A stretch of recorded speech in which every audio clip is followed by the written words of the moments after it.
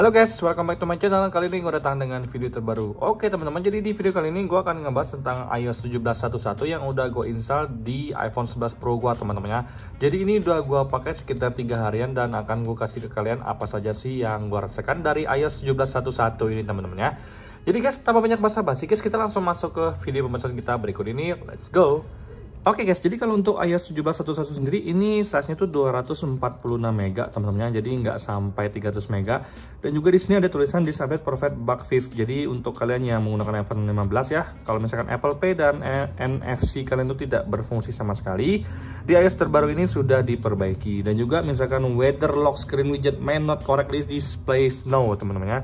Jadi untuk dua hal ini yang mengalami di iOS terbaru ini itu sudah diperbaiki oleh Apple teman-teman ya. Nah, kalau gue secara pribadi udah pakai iOS 17.1.1 ini selama 3 harian guys ya. Jadi di sini gue akan kasih lihat ke kalian untuk sistem data gue itu sebesar apa teman-teman. Jadi kita langsung masuk ke settings, kemudian ke bagian general, kemudian kita ke bagian iPhone storage.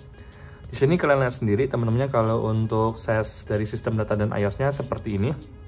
Nah, jadi iOS 17.1.1 ini untuk size-nya itu 10,2 GB dan untuk sistem data gue tuh 8,42 GB teman-teman ya.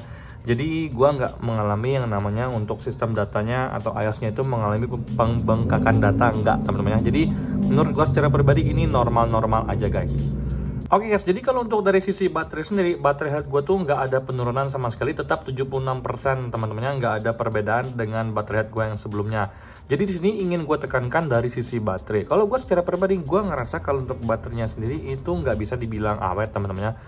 Sama seperti iOS 17.1 sebelumnya yang tetap gue ngerasa lebih boros ya dibandingkan dengan iOS sebelumnya. Nah, walaupun memang untuk borosnya itu nggak boros kayak yang iOS 17 pertama kali rilis teman-temannya, tapi gue nggak bisa bilang ada peningkatan dari sisi daya tahan baterai teman-temannya. Nah, gue memang sehari-hari jarang banget ya untuk pakai iPhone 11 Pro gue ini, karena gue kan sekarang pakai iPhone utamanya adalah di iPhone 7 gue ini teman-temannya. Nah, kebetulan gue sering pakai iPhone 11 Pro gue ini untuk ngedit, untuk buka IG dan juga untuk streaming atau buka YouTube teman-temannya. Jadi gue menggunakannya itu hanya untuk kegiatan-kegiatan seperti menonton dan juga desain.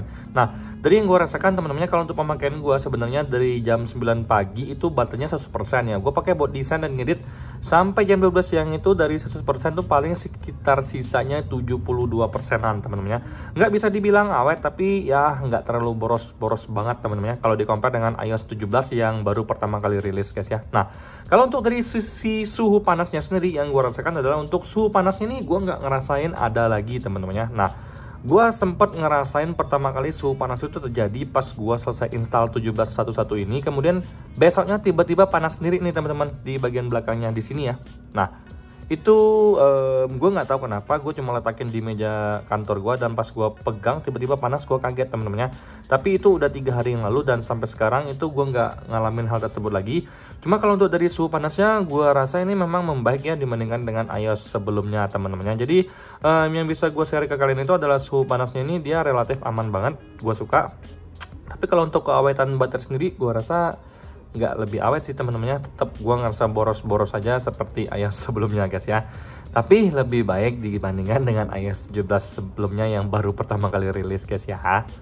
Oke guys, dari sisi fungsional sebenarnya nggak ada masalah sama sekali teman-teman. Dari sisi kamera dan sisi apapun semuanya sebenarnya lancar-lancar aja, nggak ada permasalahan sama sekali teman-temannya. Jadi gue bisa bilang kalau untuk performa dari iOS 17.1.1 ini yang terbaik teman-temannya dibandingkan dengan iOS sebelumnya. Gue ngerasa memang untuk yang namanya nge-lag atau force close atau yang namanya nge-freeze itu nggak ada teman-temannya. Gue untungnya ngerasa ini performanya yang paling baik sejak iOS 17 rilis. Semuanya serba ngibrit teman-teman. Kalian pengen buka Instagram, pengen buka WA, pengen nonton, pengen streaming Netflix dan lain-lain, itu semuanya masih lancar-lancar aja, nggak ada masalah sama sekali. Dan di sini gue memang ngerasa kalau untuk dari sisi performanya ini sangat-sangat memuaskan gue secara pribadi teman-teman ya. Jadi bagi gue secara pribadi untuk nilai plusnya sendiri, pertama dari sisi suhu panasnya yang gue ngerasa memang sangat-sangat adem, dan yang kedua adalah dari sisi performanya yang menurut gue secara pribadi ini smooth banget. Kalian mau ngapain aja lancar-lancar aja, gue main game juga lancar, suhu panasnya juga aman-aman aja teman-teman ya. Ini sih teman-teman yang bisa gue share ke kalian kesimpulan yang gue dapetin dari iOS 17.1.1 ini guys ya. Oke guys, jadi kesimpulan dari gue secara pribadi, iOS 17.1.1 ini lebih baik daripada iOS 17.1 sebelumnya teman-teman. Jadi kalau kalian belum install atau belum update iOS terbaru, gue sarankan kalian untuk mending update aja sih ke 17.1 karena menurut gue ini udah mulai stabil banget nih teman-teman ya.